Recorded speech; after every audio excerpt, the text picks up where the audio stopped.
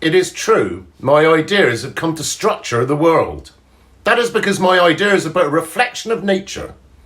I merely have applied reason to identify the organisation and operations of civil society. Like you, David Graeber, I considered my studies to be political acts.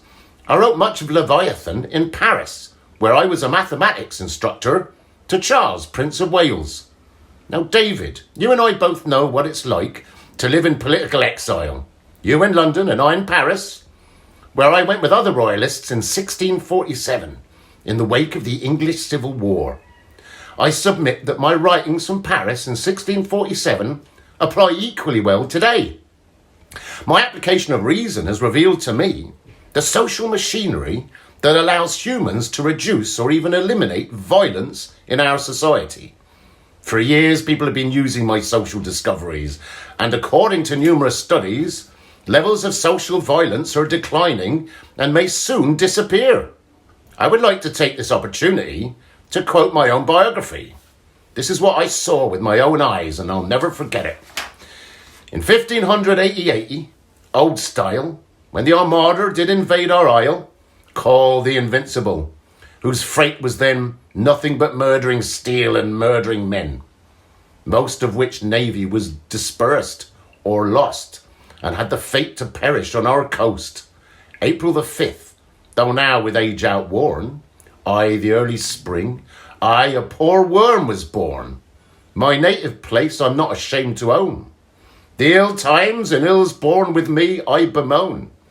For fame had rumoured that a fleet at sea would cause our nation's catastrophe. And hereupon it was my mother dear did bring forth twins at once, both me and fear. Yes, my empathy is with you.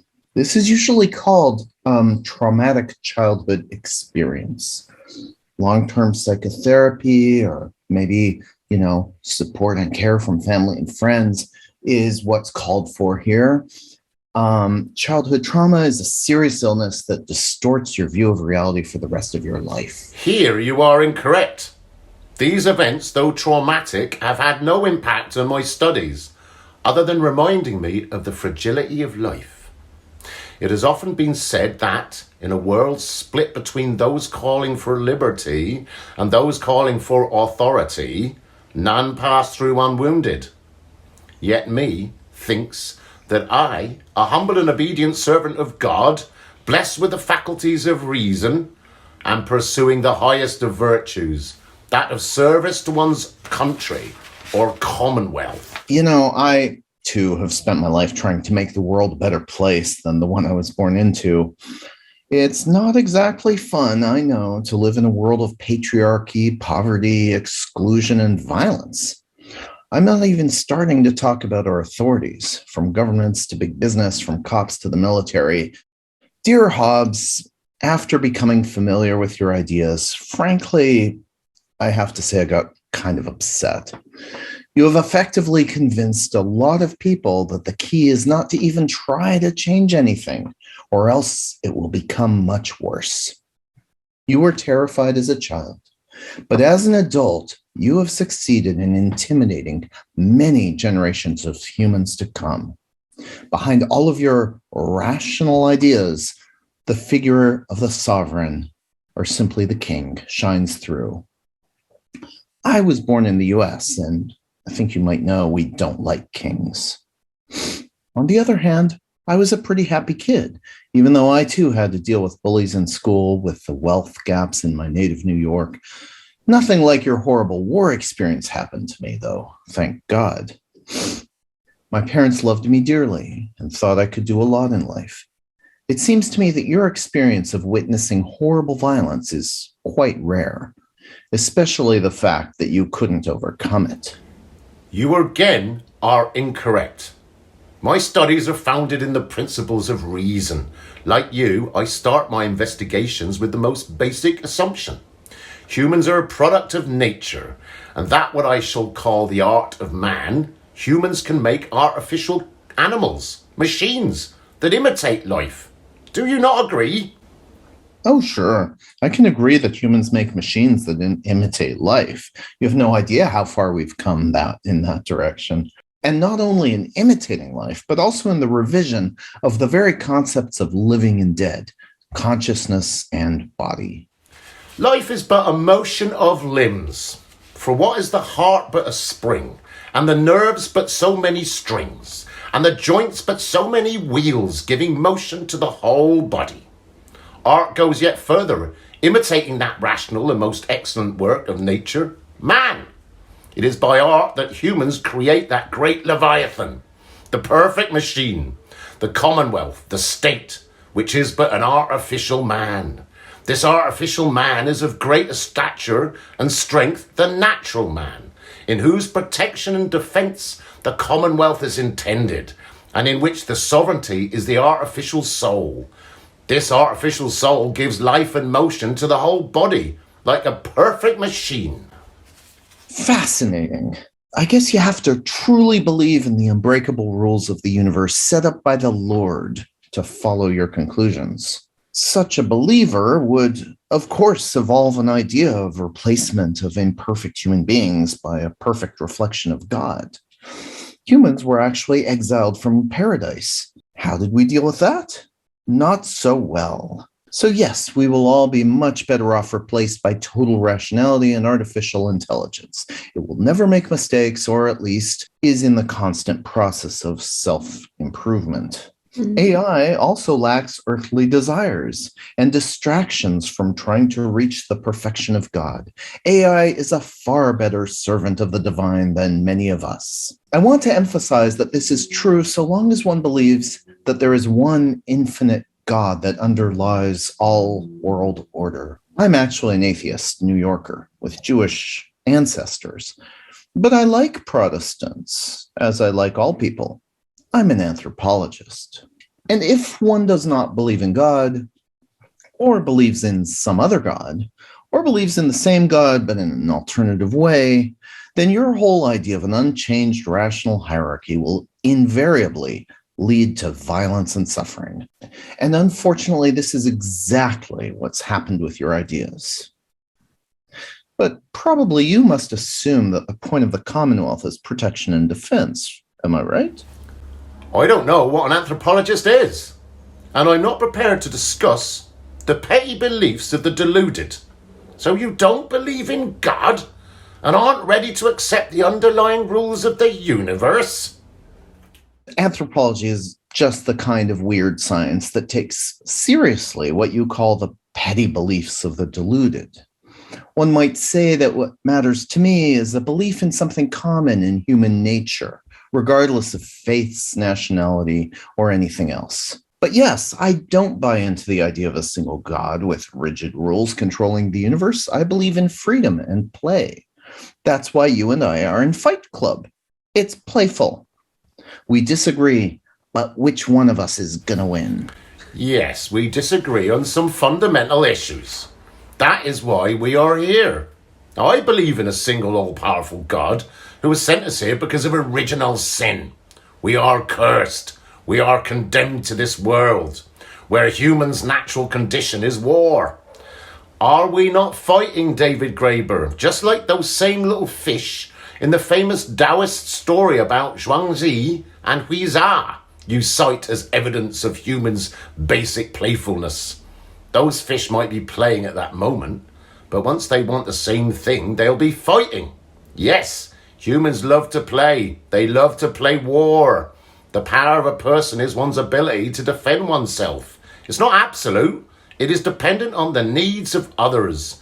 The greatest of human powers is that which is compounded of the powers of the most people, united by consent in one person, a commonwealth with a king. Where there is no common power, there is no law. Where there's no law, there's no justice. Force and fraud are two cardinal virtues. The ultimate reason, purpose, and design of all men is security, the anticipation of their own preservation, and a more contented life. That is, to bring oneself out of miserable states of war. David, my friend, life is solitary, poor, nasty, brutish, and short. Believe me, my friend, as an anthropologist, I've studied many different societies and cultures that are inhabited by many different sorts of people who have an infinite variety of ways of living together. None of these ways is necessarily perfect, but I would say that it's precisely when the state machine that you describe is present, which supposedly guarantees the good behavior of people, that's when most violence occurs. I can assure you that in the absence of the state, we would devolve to our most basic instincts, the condition of war. I think humans are too self-aware ever to find peace. I would accuse you of lying, but I know that in your days there really wasn't much of anything that could be compared to anthropology or archaeology. Your knowledge is limited. So listen to me, who lived a couple of hundred years after you were born. For many thousands of years, there were peaceful but complex societies where people shared food, shelter, and raised children together. Our European society is an example of one of the most violent and bloody. There will always be problems, but working them out collectively is much easier when there are no systems of bureaucratic coercion or artificial machines of power that alienate people with violence. There will always be violence. Humans are in a constant state of bellum omnium contra omnes. Having conflict from time to time is indeed a natural human state. But conflict can be resolved peacefully, or it can turn into perpetual discord. It just doesn't have to end in violence. You seem to think that violence is an essential part of the process of dialogue. On the other hand, I believe that it's the opposite. Dialogue actually ends the moment that violence begins. If you have nothing to say to the other person, if you have literally lost the power of speech, the only thing left is to hit them over the head with a stick. But what is especially human about the loss of the ability to talk? On the other hand, we can find playfulness and rituals in every human society as an alternative to direct violence. I agree. Humans love to play, but that play turns to war when humans want the same thing. And that is bound to happen. I believe that humans have the right to choose games that are dear to them. The problems start when some people force their games on the rest of us. Not believing in force is the same as not believing in gravity. If we don't address objective reality, it's just dangerous. I'm an anthropologist. Force in human society is called power structure. Many power structures are based on kinship or other kinds of relatedness.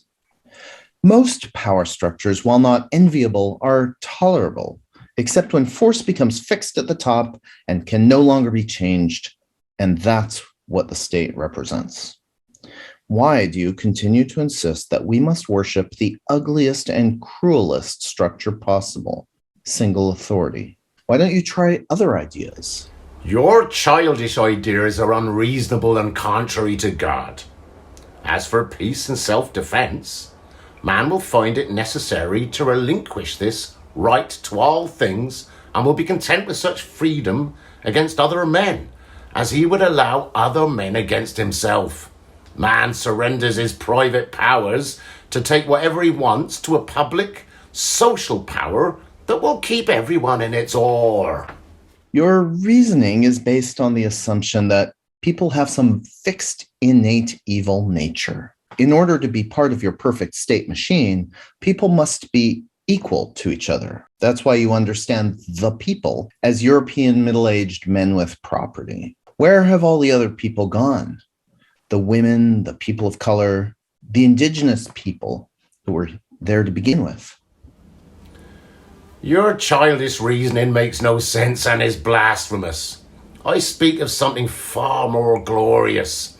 A state is a superorganism, a giant artificial man, greater in size and power than any individual human being. It's virtually an organic, beautiful being. Its parts integrated and performing various functions, each helping to maintain the integrity of the whole.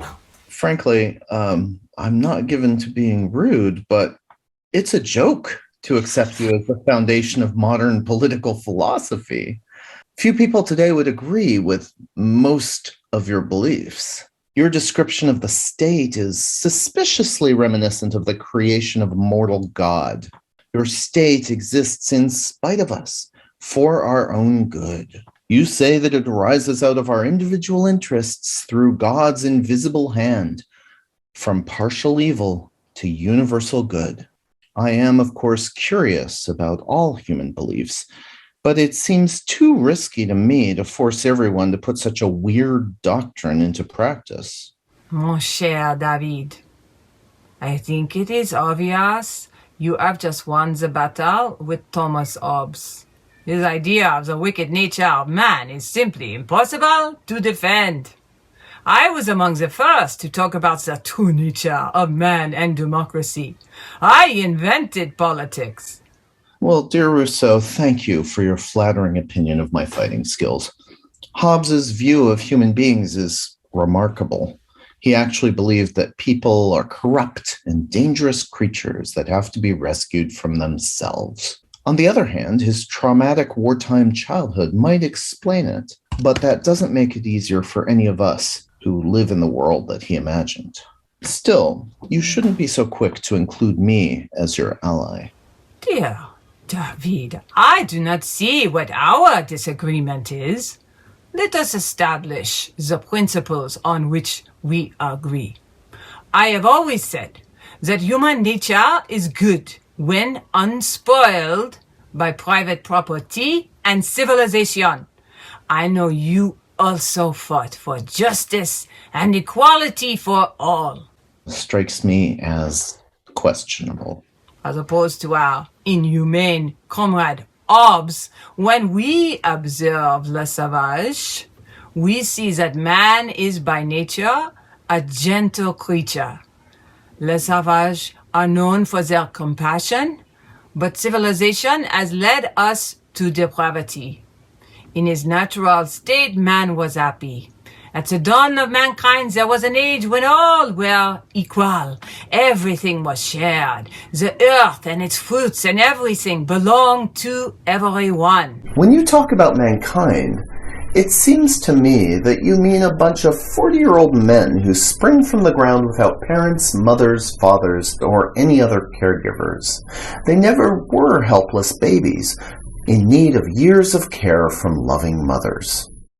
Ah, my mother was so beautiful, so natural.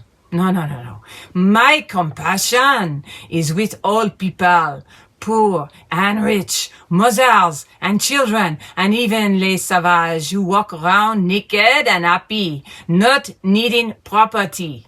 I believe that children and les sauvages were closer to true human nature before they were domesticated and became homme civilisé and were, domesticated.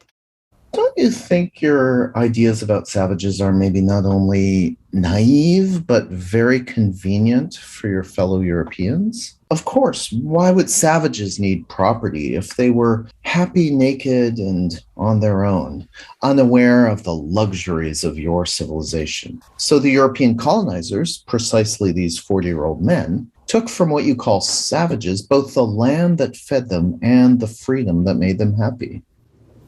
My hope, my conviction is to make the world a much fairer place, a place where the individual can realize his own individual freedom. And what could be better than individual human freedom? We have to agree that civilization has corrupted everyone, both the savage, who when they met Europeans became addicted to the vices of alcohol and an easy life of leisure, and we Europeans ourselves who have succumbed to lives of idle luxury and greed. We must return to our true human origins by renouncing corruption and overindulgence. Yeah, I've met people who share this opinion. They too argue for a primate-like state of nature where people are happy and solitary, presumably living in trees, after which we came together into a society, at which point the seeds of war are created with agriculture, wheat, and iron, and then war ensues and the state emerges. I was fortunate enough to be born in Geneva, and to be able to reflect on the equalities that nature has prescribed to men and the inequalities that man has introduced, such as poverty, crime, and injustice. The way Geneva society is organized reflects profound wisdom. It combines both the natural laws favorable to the maintenance of social order and to the pursuit of individual happiness. And what is better than individual happiness? Indeed, your ideal of equality is very much a reflection of Geneva's Calvinism. No wonder the bourgeois and the capitalists love you so much. For you, human beings become equals as soon as you strip them of everything that makes them human, of everything that is joyful and useless, and eventually of social relationships themselves. Having fun together, doing useless things like dancing or drawing for free, taking care of each other, imagining, moving. All of this for you is not human nature, but on the contrary, something artificially and surreptitiously added to it. Without dismissing man's natural curiosity and compassion for one another, I would point out that people are also burdened by corrupting passions such as sloth and gluttony. These passions must be restricted by laws to which every citizen consents, submitting his will to the majority. It is through surrender, subordination to the general will, that we become equal and free. As we all know, David, you know this, I know this. Freedom is the power to choose our own chains. The idea of equality is used not because it has real content, but rather for the same reason that 17th century natural law theorists speculated about equality in the state of nature. Equality referring to that kind of protoplasmic mass of humanity one imagines as being left over when all the trappings of civilization are stripped away. Egalitarian people are those without princes, judges, overseers, or hereditary priests, and usually without cities or writing, or preferably even farming. They are societies of equals only in the sense that all the most obvious tokens of inequality are missing. I have tried to talk to you politely, but it is hard for me to keep it up. Yes, I am talking about equality. I am also talking about love. I'm talking about how we must look to the family to understand how the state should be organized. The family can be called the first model of political societies. The ruler corresponds to the father, and the people to the children. And all being born free and equal surrender their freedom only to benefit themselves. The whole difference is motivation.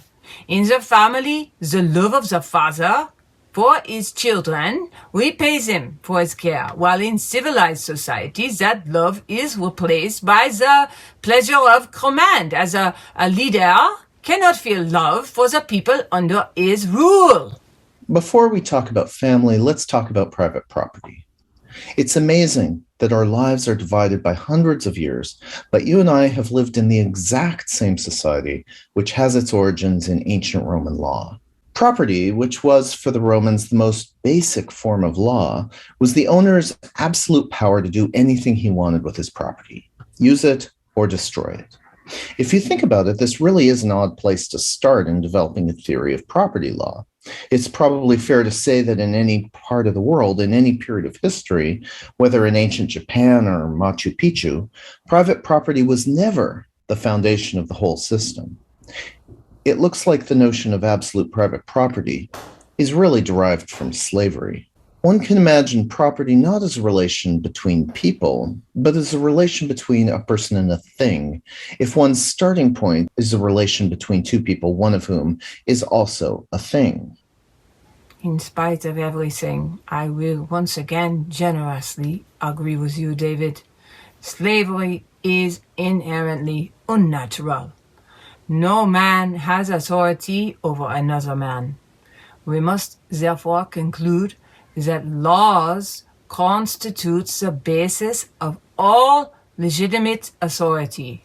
we all see that the laws that should have restrained injustice and inequality are clearly not sufficient.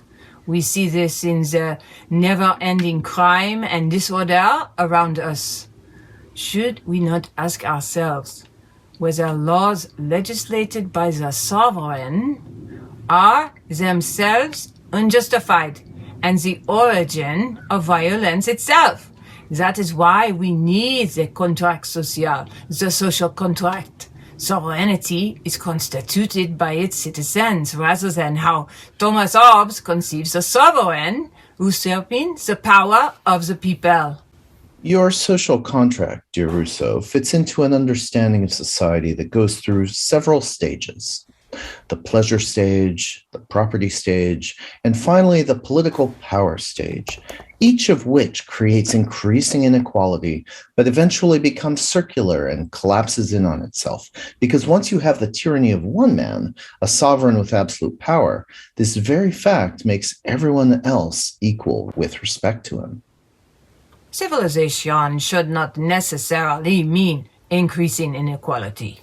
It is our duty, David, mon ami, to grasp rationally the laws of necessity and to base our actions on the public good. Going back to what you called the loving family, it's worth remembering that Roman law used the word dominium, derived from dominus, which means master or slaveholder. The Roman family originally consisted of people under the absolute and complete power of the male paterfamilias, who is allowed to beat, torture, and sell his household into slavery, or even kill his own children. Naturally, he could do the same with slaves. In creating the notion of dominium, and thus creating the modern notion of absolute private property, this is the basis of all our laws. To prove my good intentions, I will continue to agree with you, David. I am also convinced that property is a cause of all our evils. The first man who, having enclosed a piece of ground, thought to say, "This is mine," and found people simple enough to believe him, was the real founder of civil society. From our many crimes, wars, and murders, from our many horrors and misfortunes, might not any one of us have saved mankind by pulling up the stakes or filling up the ditch and crying to his fellows, "Beware, beware of listening to this impostor. You are undone." If you once forget that the fruits of the earth belong to us all, and the earth itself to nobody. Property is the basis of the most dominant institution of our present economic life, wage labor, which is effectively the rental of our freedom in the same way that slavery can be conceived of as its sale. You are so wrong about me. Contrary to Hobbes, who was just justifying the absolute power of the sovereign, I am talking about the sovereignty of the individual and the social contracts that are the foundations of democracy, not monarchy. There is a big difference. Well, there is, of course, a difference. At least you mentioned democracy. But is there such a big difference? You are simply substituting two things for one. Your social contract is a kind of business arrangement where citizens voluntarily give up some of their natural liberties to the king or to the general will. And your democracy, if you think about it, is described in a strangely totalitarian form in the idea of the general will, basically of stripping away all those intermediary forms of connections between us and having the people express their desires directly through some form of sovereign power or state. In reality, all that is created by our imagination. Nations, state, none of it exists. Reality is always infinitely more complex than these concepts, even if belief in their existence is an undeniable social force.